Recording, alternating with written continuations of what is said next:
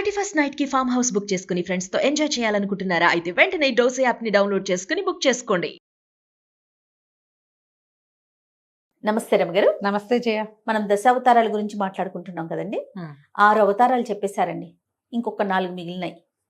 మరి నలుగురు ఎవరు? పరశురాముడు తర్వాత పరశురాముడు భూమిని ధారాదత్తం చేసి కశ్యపుడికి ఆయన ఇంచుమించుగా తను దేనికోసం క్షత్రియ సంహారం కోసం వచ్చింది ఆ అవతారం, క్షత్రియులని అణచటం కోసం. ఆ కార్యక్రమం ముగిసి ఆయన భూమిని పూర్తిగా కశ్యపుడికి దానం చేసిన తరువాత రామావతారం వచ్చింది. అప్పటికి భూమి మీద రాక్షస బలం పెరిగిపోయింది. హిరణ్యాక్ష హిరణ్యకశిపులుగా పుట్టినటువంటి జేవిజయులు ఇద్దరు ఈ యుగంలో, త్రేతాయుగంలో రావణ కుంభకర్ణులుగా జన్మించారు. మళ్ళీ వీళ్ళు ఎవరో ఏమిటో కూడా కాదు, బ్రహ్మమానస పుత్రులైన కశ్యప ప్రజాపతి, ఆయన కుమారుడు, వాళ్ళ సంతతే వీళ్ళు విశ్రవసుని కుమారులుగా జన్మించారు. వీళ్ళు హిరణ్యాక్ష హిరణ్యకశిపుల కాలం కంటే రావణ కుంభకర్ణుల కాలం కొంత వేరైనది.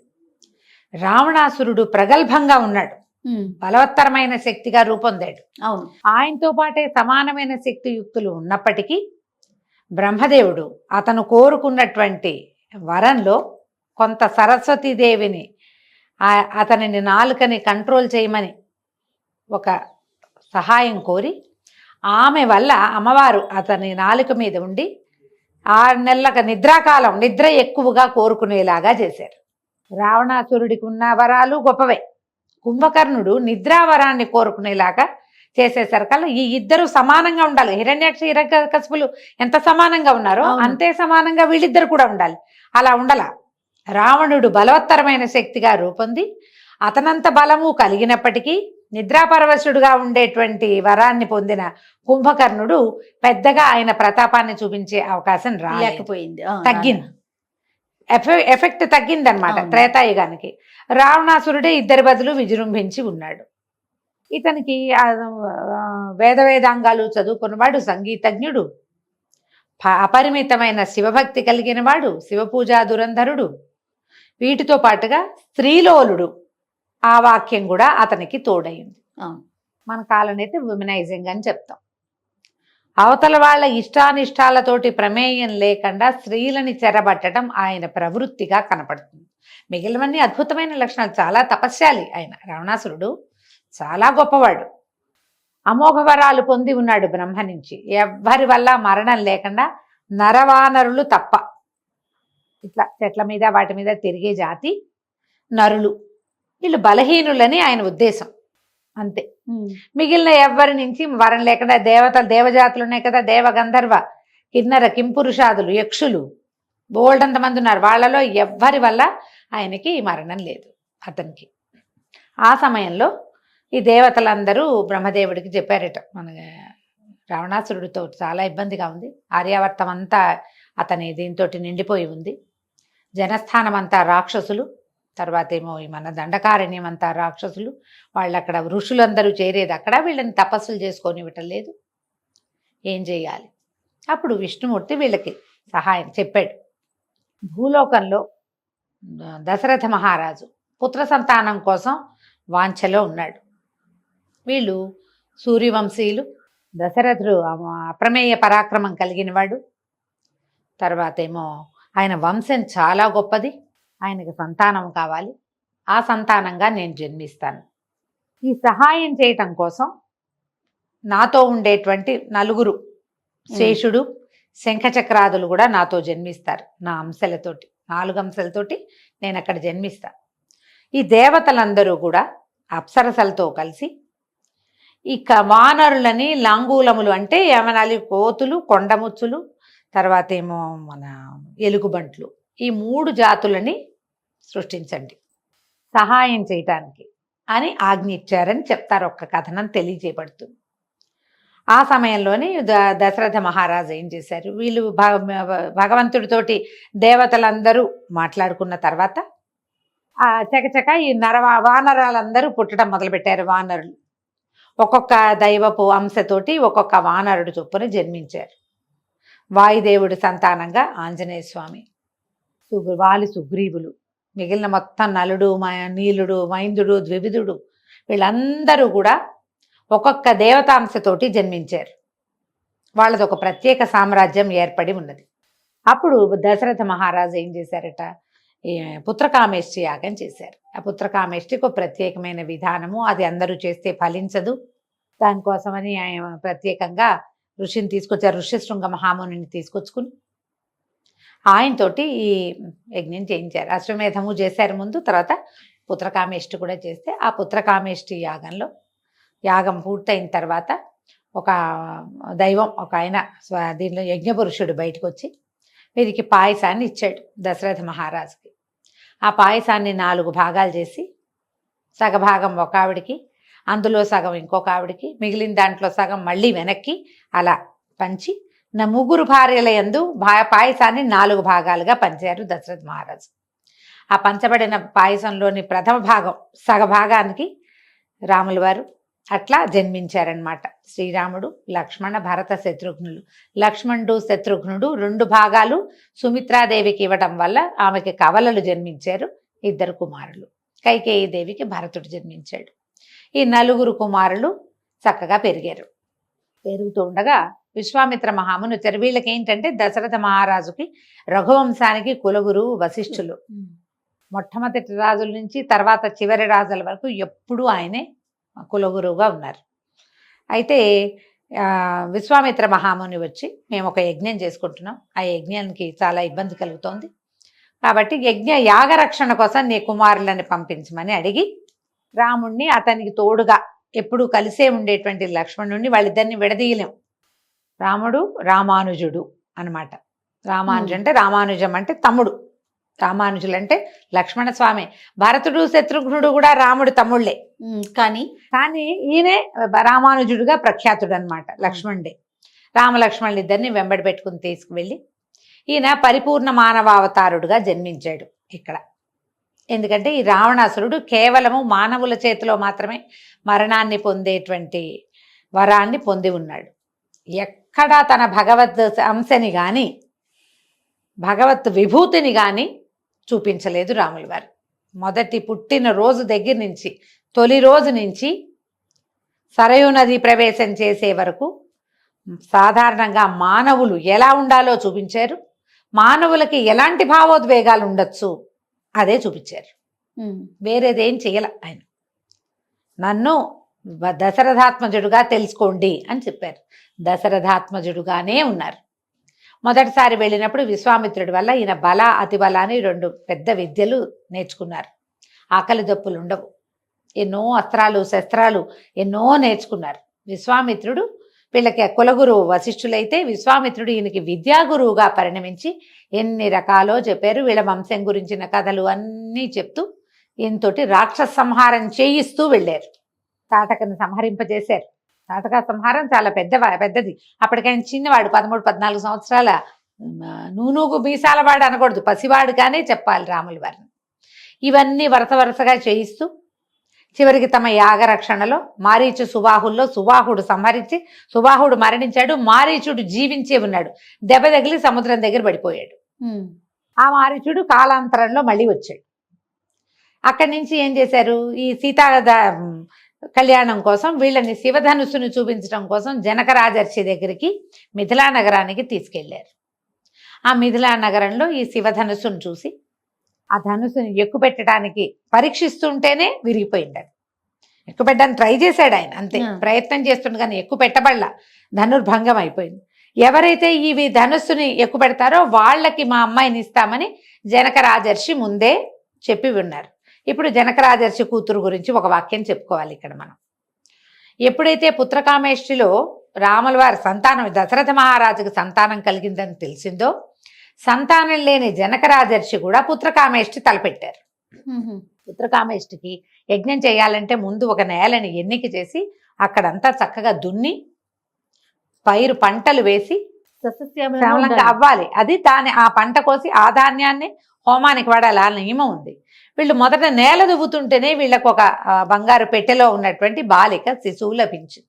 యాగం చేయకుండానే. యాగం చేయకుండానే ఆ లభించిన శిశువుని చూసి మహాలక్ష్మి స్వరూపంగా భావించి నాగేటి చాలుని సీత అంటారు. ఆ అమ్మాయికి సీత అనే పేరు పెట్టి ఆ పిల్లని పెంచుకున్నారు.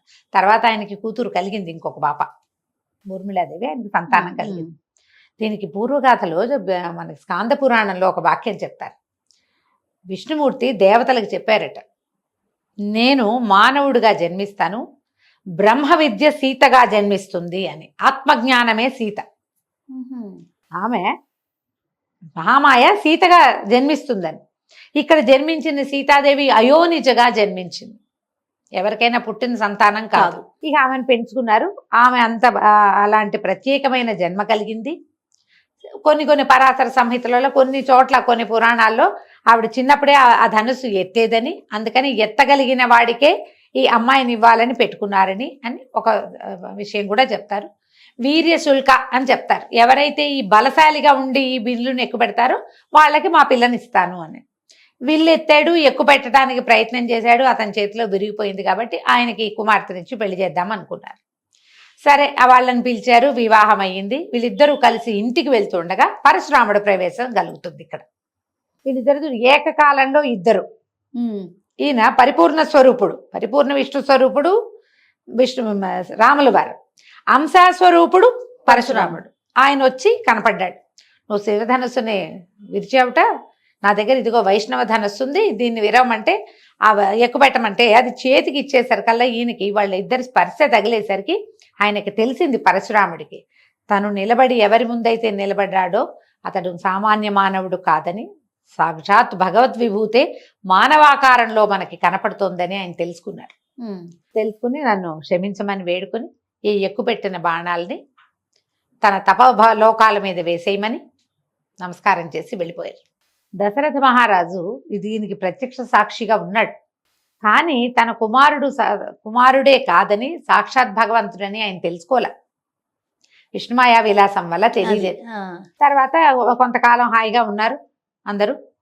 ఆయన రాముల వారికి యువరాజు పట్టాభిషేకం చేయదలుచుకున్నప్పుడు తృతీయ భార్య, మూడో భార్య అయిన కైకాదేవి ఏం చేసింది, రాముల వారిని అడవులకు పంపాలని వరం కోరుకుంది.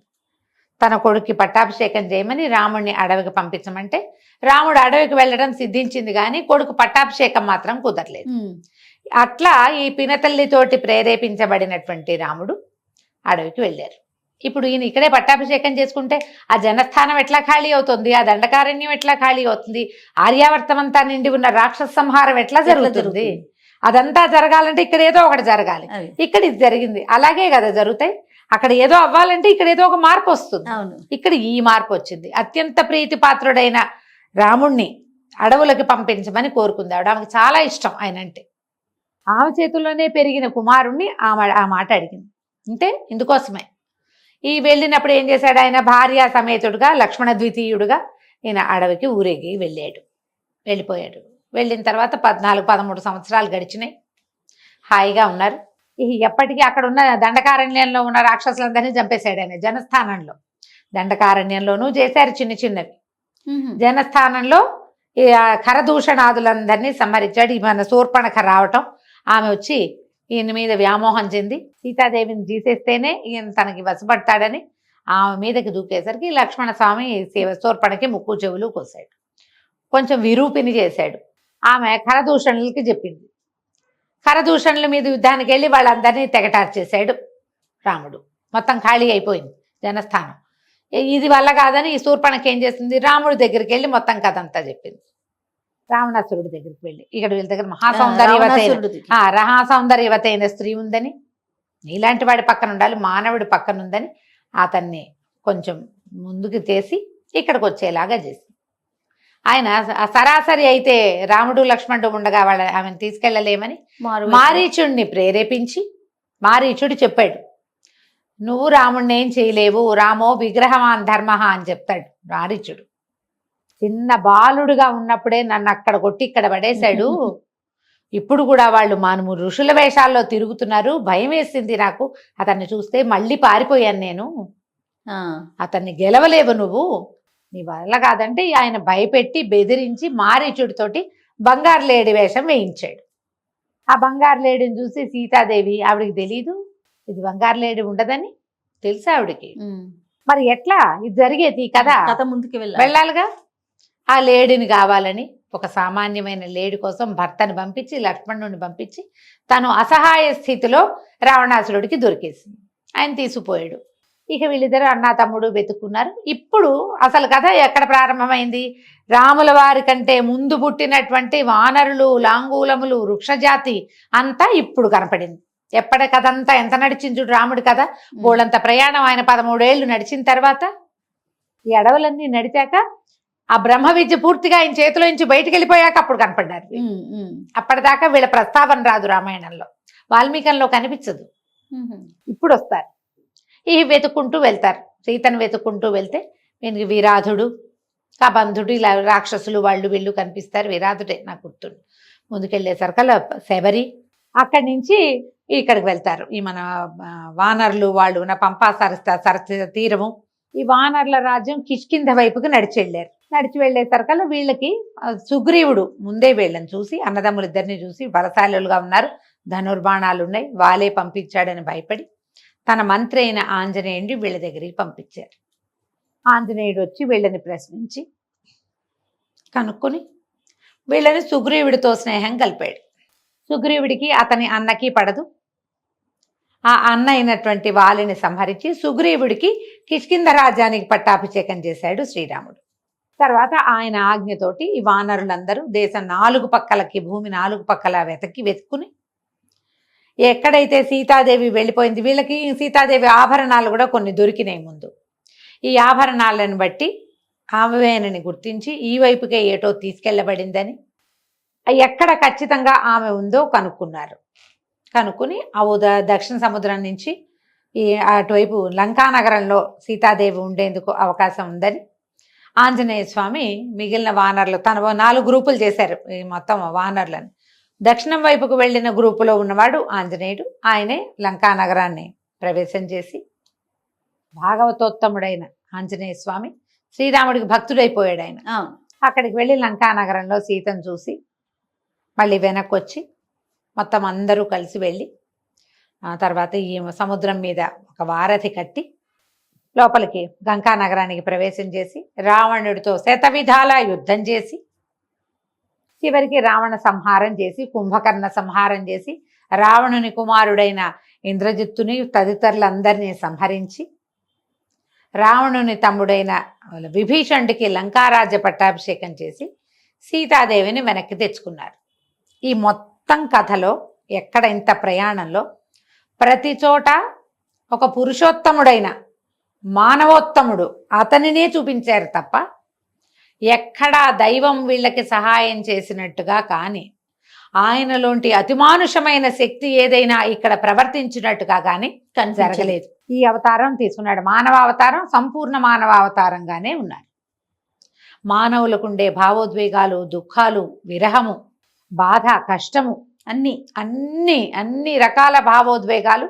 అంటే ఇప్పుడు పరిపూర్ణ మానవుడు అంటే దుఃఖం ఉంటుంది, మానవులు దుఃఖిస్తారు. అవును, ఏదైనా తమకి కావాల్సింది దూరం అయితే ఎంత దుఃఖపడాలో అంత దుఃఖపడ్డాడు ఆయన. తమ్ముడికి ప్రమాదం జరిగితే అమ్మో మా తమ్ముడు లేకపోతే నాకెట్లా, నాకు కుదరదు అని దుఃఖించాడు. తమ్ముడు లేకపోతే కుదరదు అనుకున్నాడు. భార్య లేకపోతే కుదరదు, తమ్ముడు లేకపోతే కుదరదు. ఆయనకి దెబ్బ తగిలితే తమ్ముడు జీవించడేమోనని బెంగ పెట్టుకున్నాడు. ఆ తమ్ముడిని జీవింపజేసిన వాడిని నువ్వు కూడా నా తమ్ముడు లాంటి వేయడనని కౌగలించుకున్నాడు. మనుషులంతా చేసేది అది, మానవులు చెయ్యవలసినదమ్మా అది. మానవులు చెయ్యవలసింది. ఇంత ప్రయత్నం చేశాడు, ఎక్కడ వదిలిపెట్ల. ఎంత ప్రయత్నం చేశాడు. మానవులు ఎలా ఉండాలో చూపించడానికి భగవంతుడు స్వయంగా ఈ అవతారాన్ని ఎత్తి చూపించాడు. తర్వాత భార్యను తీసుకుని మళ్ళీ అయోధ్య నగరానికి వెళ్ళిపోయాడు. దశవర్ష సహస్రాన్ని దశవర్ష శతానిచ అని ఇలా చెప్తారు. 11,000 సంవత్సరాలు రాముడు రాజ్యం చేశాడని మన వాల్మీకి రామాయణంలో చివరి భాగంలో కనపడుతుంది. 11,000 సంవత్సరాలు ఆయన రాజ్యం చేశారు. చివరి రోజుల్లోనే అనిపిస్తుంది మనకి సీతాని పంపించేశారు అడవులకి. మొదటేమో మనకి రావణాసురుడి దగ్గర ఉన్నప్పుడేమో అగ్ని ప్రవేశం చేయించి అగ్ని పునీత సీతను తెచ్చుకున్నారు. మళ్ళీ ఆమె గర్భవతి అయిన తర్వాత, గర్భవతి అయ్యాక ఇక ఆమెను తనతో ఉంచుకోకూడదని భావించి ఆమెను అడవులకు పంపించారు. ఆ అడవుల్లో సంతానాన్ని కన్న తర్వాత సంతానాన్ని తీసుకున్న ఆమె మళ్ళీ ఇంకా అయోధ్య నగర ప్రవేశం చేయటానికి ఇష్టపడక ఏ భూమిలోంచి తను జన్మించిందో ఆ భూమిలోకి వెళ్ళిపోయి ఆవిడ వెళ్ళిపోయింది వైకుంఠానికి. లక్ష్మీదేవి వెళ్ళిపోయింది. ఈయన కుమారులిద్దరికీ పట్టాభిషేకం చేసి రాజ్యాన్ని సుస్థిరపరిచి ఈయన కూడా తన దారిని తన తమ్ముళ్లతో సహా మళ్ళీ వైకుంఠ నగర ప్రవేశం చేసేసారు, వెళ్ళిపోయారు. ఈ జీవితంలో ఏం చేశారు? జయ విజయులు స్వరూపం దాల్చినటువంటి రావణ కుంభకర్ణులు ఇద్దరిని వధించి ఆ వాళ్ళకి సహాయం చేసిన కొన్ని లక్షల మంది రాక్షస సంహారం కూడా చేసి మానవులు ఎలా ఉండాలో, కళ్యాణ గుణాలు కలిగిన ఆయన మానవుడు ఎలాంటి వాడో ప్రపంచానికి చూపించి ఎప్పటికీ తనది రాచబాటగా తనే ఒరవడిగా మనిషి అంటే ఇలా ఉండాలని ఉండేలాగా చూపించి వెళ్ళిపోయాడు భగవంతుడు. దీని తర్వాత మళ్ళీ కొంత గ్యాప్ తర్వాత, ఇంచుమించుగా ఇది త్రేతాయుగంలో జరిగింది కదా, ద్వాపర యుగపు చివరి భాగంలో సగభాగం అయిన తర్వాత జయ విజయులు పుట్టారు, భగవంతుడు పుట్టాడు. వాళ్ళ కథ మళ్ళీ చెప్పుకుందాం మనం ఇంకొక అవతారం. రైట్. నమస్తే. నమస్తే జీ.